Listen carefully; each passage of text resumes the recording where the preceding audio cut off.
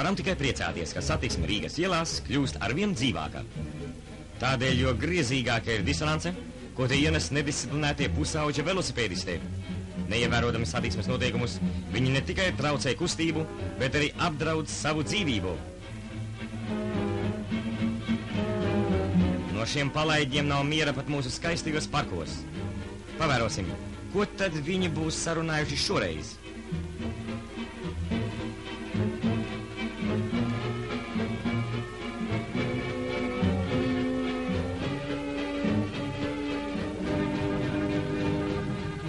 Vispirms tie rāda sliktu piemēru mazajiem. Bet tad lieta kļūst vēl nopietnākā. Tas ir daudzu pusauģu niķis, nejauks, bīstams. Un par tālāko nemaz negribas runāt.